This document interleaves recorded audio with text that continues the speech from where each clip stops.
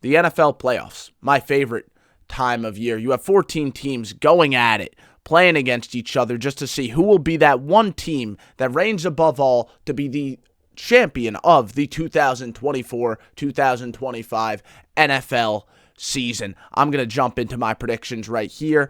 I gave more in-depth thoughts on these first 6 games right here on the newest episode of my podcast. That'll be linked down below if you want to check that out. But if you want a quick synopsis, I have the Bills beating the Broncos, because even though the Broncos have a damn good pass rush, and that scheme is really built to optimize that pass rush, blitzing a lot, but also leaving those corners and the rest of that secondary on islands with the receivers. Yeah, that really works when you're playing against some of these quarterbacks that get affected by the pressure and that rattles them, and then all of a sudden they're not able to get the ball out. But when you have a guy like Josh Allen, a game breaker like that, it really doesn't matter if you get pressure. Josh Allen's going to stall for long enough for his receivers who are getting one-on-ones because of the scheme that you're running, this man-heavy, blitz-heavy type of scheme. He's going to stall just long enough for his receivers who are getting one-on-ones to win their matchup and get open, right? When you're playing against a guy like Josh Allen, only one thing's going to happen. Josh Allen's going to dice you up. I'm expecting the Bills to win this one. I think the Broncos offense will be able to do a decent enough in this one, but not quite enough. Then we have the Steelers going into Baltimore. I'm picking Baltimore here. I am. The Steelers defense is still a very good unit. They started to put it back together in that Bengals game, but the offense is struggling way too much for me. Way too much for me to really get behind them. I'm picking the Ravens. They're the home team. Again, I like what the Steelers defense is doing still, but I hate how that offense is looking. And the Ravens, with how much firepower they have offensively, even if Zay Flowers doesn't play, they are still going to light up that scoreboard. I don't think the Steelers could keep up. Now, the Chargers at the Texans. The Texans might be the home team, but this is the first upset that I'm picking. It is, right? We have a team in the Chargers that has the second least turnovers on the year with 8, only behind the Buffalo Bills. The Texans, they're a team that really needs their opposition to turn the ball over. They have won the turnover battle in all but 5 of those games in this season.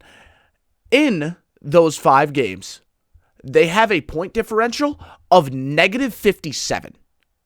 This should be a Chargers win. The Chargers know that all they have to do is play safe football. Even if they can't light the scoreboard up, the Texans will shoot themselves in the foot. I'm expecting a Chargers win right there, even on the road. Now we have Green Bay against Philly. It seems like there's some quarterback injuries going on with this one, which means it will be very unpredictable. We don't know which quarterback is going to be truly healthy. We don't know if either of them are going to be truly healthy. Even if they're on the field, we don't know how they're going to play. They're both dealing with injuries in their own right. I'm picking Philly because I think Philly has more of the supporting cast that can allow them to make up for their quarterback injuries, right? Jordan Love's injury is with his throwing elbow, so it makes it really tough for me to pick Green Bay. And the game is in Philadelphia. It's hard to pick against them. Then we have Washington going into Tampa Bay. This is the toughest game of this upcoming weekend. It truly is.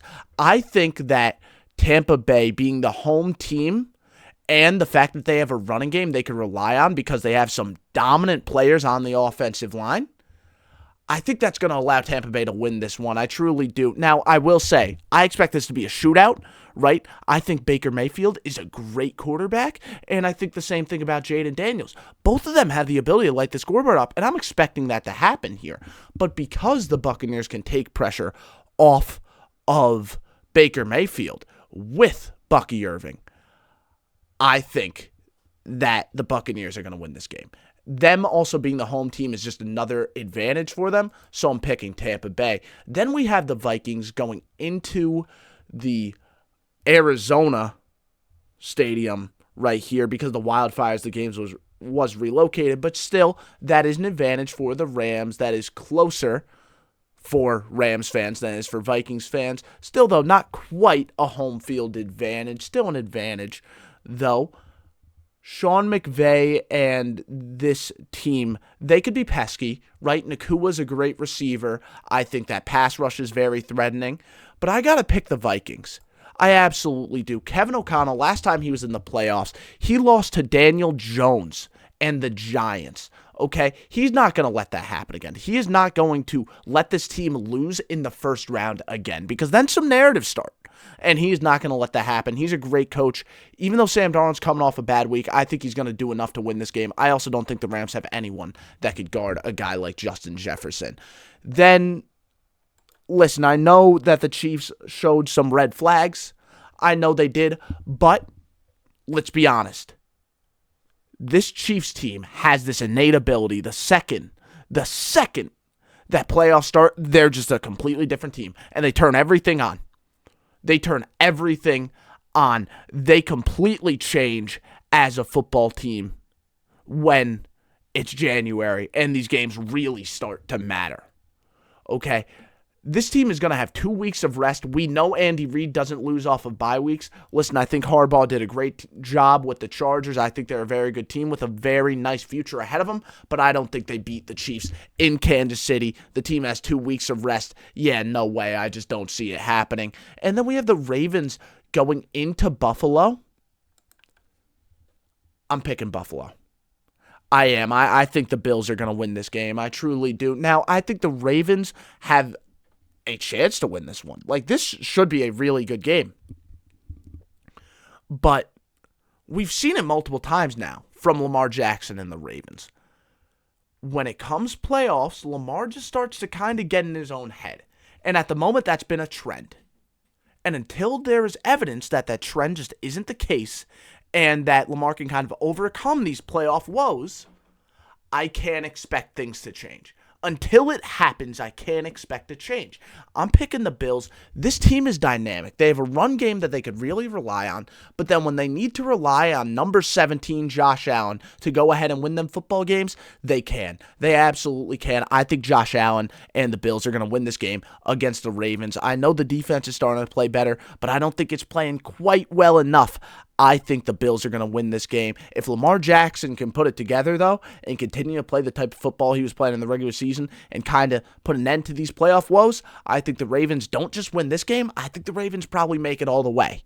Okay? It's just about proving that trend wrong. And like I said, at the moment, I can't say it personally. But if he can do it, which is very possible, the Ravens could very well be hoisting a Lombardi. Now we move over to the NFC.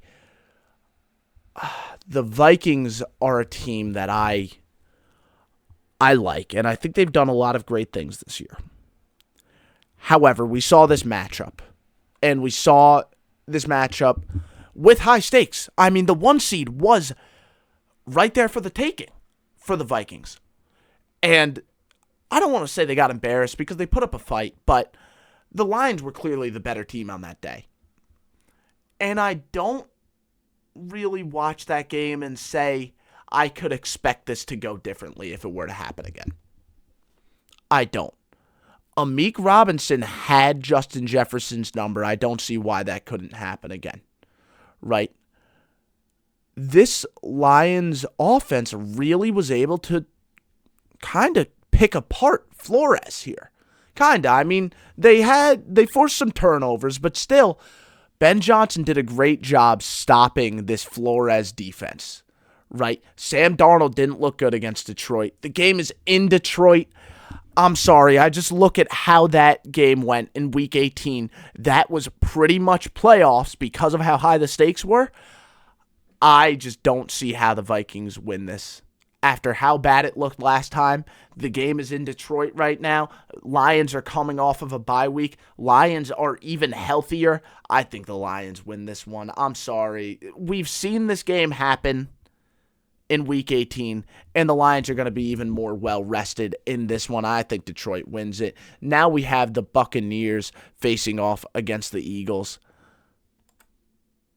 Give me Philly. Give me Philly. I know I had the 1 seed and the 2 seed in both conference championships. Call me boring, but I'm just playing it how it is. Okay, the reality is this game is in Philadelphia. Philly is a very hard place to play, and Philly has one of the most well-rounded rosters in this entire league, maybe the most well-rounded, right? You have a secondary with youth, but playmakers in that secondary. And listen, I know that Mike Evans and that passing game for Tampa has been electrifying. I know it truly has been. That being said, Philly has the guys to put it to a stop. Okay, they have the ability to stop that. And they have some dogs up front. I like Tampa Bay's offensive line a lot, but I think Philly has the defensive line to really hold up against them. They really do. I think Zach Bond has been an amazing player for their defensive front also. I don't think the run game will be too successful for Tampa Bay in a game like this. The game's in Philadelphia, and we know what that offense can do.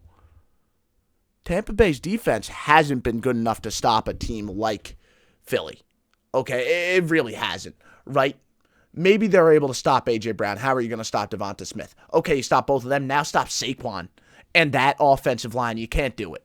They don't have the personnel to go guy for guy with Philadelphia. And because Philadelphia is so complete, I think they're going to win the NFC Championship too. I do. Listen, I think Detroit has a lot of things going well for them, but they're banged up on defense. I know they've kind of been overplaying expectations, but you don't got once again, you don't have the personnel to stop Philly. Philly is too threatening with just the guys they have. They're just too talented for a lot of these teams. When you're banged up like Detroit is, you're not going to be able to stop a guy like A.J. Brown, because even if you're healthy, I don't know if you'll be able to stop him. He's too good, right? And then if you play too hard to stop him, now you got Saquon Barkley running up the middle and doing damage to you and being an explosive athlete. It's just a damn near unstoppable team on offense. And then on defense, Fangio's done an amazing job coaching up Cooper DeJean, right? Quinyon Mitchell. Zach Bond, like I said, has been a great player for them. Jalen Carter's an unstoppable force. This is another example of, Detroit's been winning games because they're able to win on the line of scrimmage when they're on offense and consistently run the ball like that. But Philly has a great D-line that is going to stop you from doing that. So, I'm picking Philly to go ahead and represent the NFC in the Super Bowl. And I'm picking the 2 seed once again in the AFC. I am. Listen, the Chiefs, like I said, they've been a great team. They've been a great team when they get into January and playoff football. They absolutely have. That being said, Buffalo is bound to win one at some point, right? Buffalo always plays them tight in playoffs. I think this time they take the cake. I think this time Buffalo is able to make things go their way, and I think this time Buffalo is going to be able to beat Kansas City. In Kansas City, I think they're going to get it done. Because, yes, Mahomes, I know people are saying it's a down year for him. I don't really think so. I just think he's operating in a limited structure for the first time in a while, right? That offensive line hasn't been playing well, right? Mahomes, again, has done a great job masking that, right? The tackles haven't done a great job blocking for him, but Mahomes is able to get the ball out quick. The receivers can't separate too well, but Mahomes is throwing the ball at the right time to the right spot. Buffalo's going to be all over that. Rousseau is going to get in Mahomes' face. He's going to win his matchup, and Mahomes is going to have to get the ball out quick. But we know the Bills are great at limiting the yards after the catch. They might allow that 3-yard completion, but they're not going to let you make that play after the catch. All right? And I don't see someone on KC that could really give them problems trying to operate that way. The Chiefs, they're a good team. They are. There's no doubt about it. Mahomes is great. Chris Jones is still great. That defense is still great. But I don't think they're quite good enough this year. I don't. I think they lack the firepower from a weapon standpoint on offense. I think defensively, they're good. They definitely do a lot of things well, but Josh Allen at times can kind of just be this inevitable force who will drop 35 points even if you are playing good defense. And the Chiefs haven't really been this offensive powerhouse. I know that changes in January, but I don't think they have the personnel to be that type of offensive powerhouse. I think if they end up in a shootout, like I expect this game to be, the Bills win it. Now the Super Bowl. Oh, man. This one should be fun. This one should be really fun. But I said it earlier, and I'll say it once again. I think that Philadelphia is the most well-rounded roster in football. Yes, Josh Allen is a great quarterback. He's a great quarterback. And the receiver play is damn good. Damn good. I mean, they don't have any specifically overwhelming offensive weapon, but they've been solid, right? They've all done their job perfectly fine. Philly has A.J. Brown. They have Saquon Barkley. And this is where the true difference is made. True difference is right here. The defense. That Bills defense is well coached. Right, it is. Rousseau is a great player for them. They're able to do damage on the defensive side of the ball. That being said, Philly can control a game with their defense. The way Quinyon Mitchell and Cooper DeJean have been playing, let alone just rookie standards, they've been one of the best secondaries in football, right? They have. And then you have the beasts up front. Zach Bond has been incredible. Jalen Carter has been amazing. These guys can control the game, and then you have to stop that offense. I just think they give you too many problems on both sides of the ball. I don't feel that way about Buffalo. I don't. I think Buffalo does a good job defensively. I don't think they control the game. I think Philly can control the game on both sides of the ball. And the thing about Philly, too, is what weakness are you trying to exploit?